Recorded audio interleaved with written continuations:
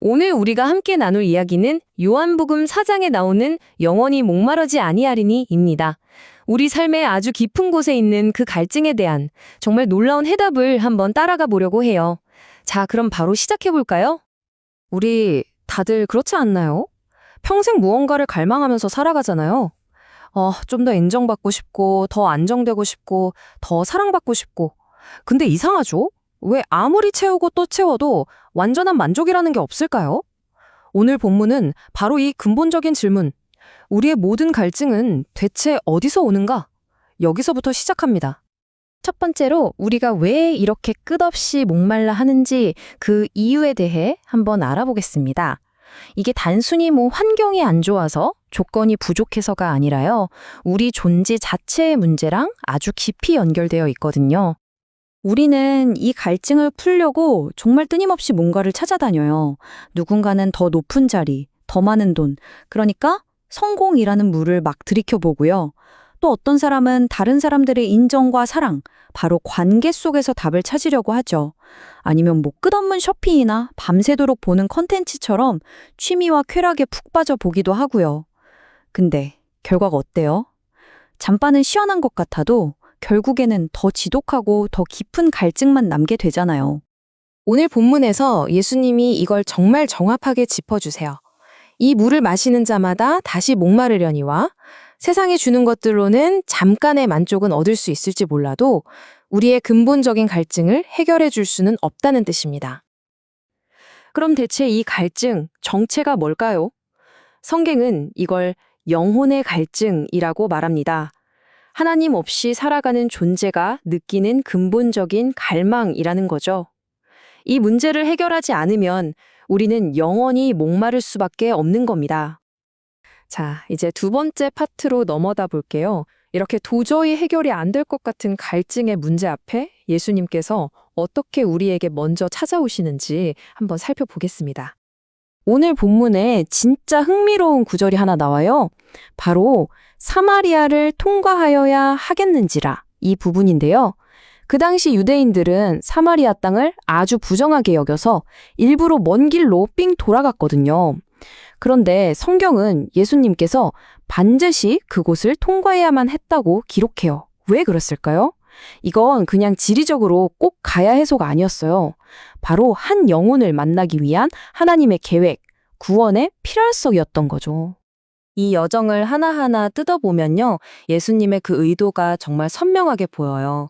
유대인들이 그토록 피하던 땅을 일부러 찾아가셨고 아무도 다니지 않는 가장 뜨거운 한낮에 자신의 상처 때문에 남들 눈을 피해 홀로 물을 기르러 나온 한 여인을 바로 그 우물가에서 기다리고 계셨던 겁니다.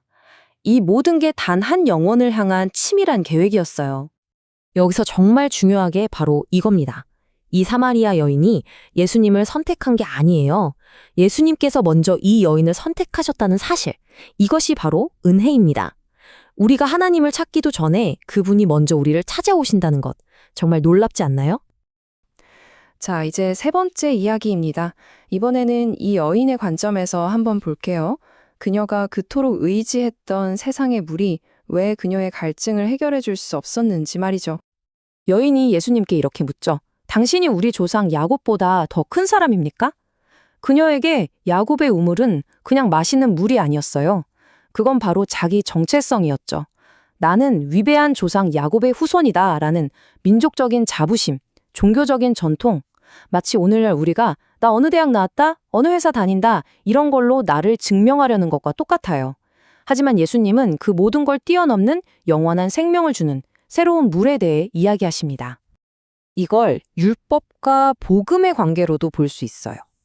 율법이나 종교적인 전통, 또 우리가 의지하는 세상의 여러 기준들은 우리가 얼마나 목마르고 부족한 존재인지를 그냥 보여줄 뿐이에요. 문제를 진단만 해주는 거죠. 하지만 복음은 그 목마름을 진짜로 해결하는 하나님의 능력 그 자체입니다. 자, 그럼 이제 우리 자신에게 한번 물어볼 시간이에요. 오늘 내가 나의 가치와 안정감을 찾기 위해서 매달리고 있는 그 야곱의 우물은 과연 뭘까요?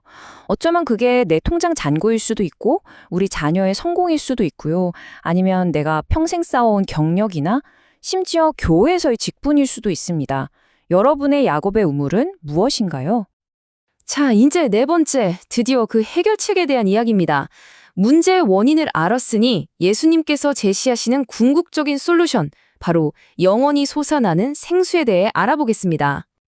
예수님의 약속은요, 진짜 파격적입니다. 내가 주는 물을 마시는 자는 영원히 목마르지 아니하리니. 일시적인 만족이 아니에요. 영원한 해결을 선언하시는 거죠. 이건 다른 대안은 없다는, 이게 유일한 길이라는 선포이기도 합니다. 우리의 모든 헛된 노력을 딱 멈추게라는 약속인 셈이죠. 그럼 이 생수라는 게 도대체 뭘까요?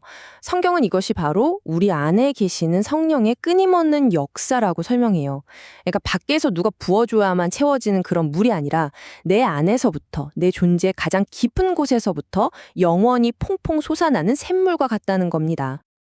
그리고 이 생수가 우리에게 오기까지 예수님께서 치르신 대가가 있었죠. 그분은 십자가 위에서 내가 목마르다고 외치셨습니다. 그건 단순히 육체적인 목마름이 아니었어요.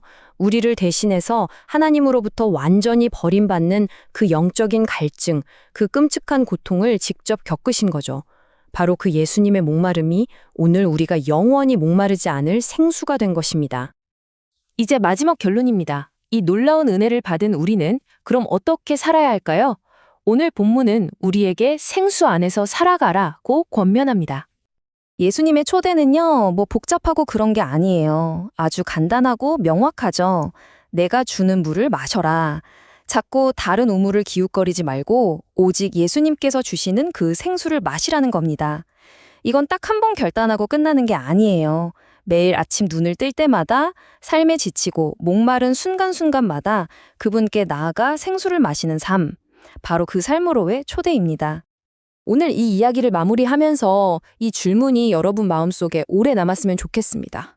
우리를 결국 또다시 목마르게 할 세상의 물과 우리에게 영원한 생명을 주는 예수님의 생수. 오늘 당신은 어떤 물을 마시겠습니까?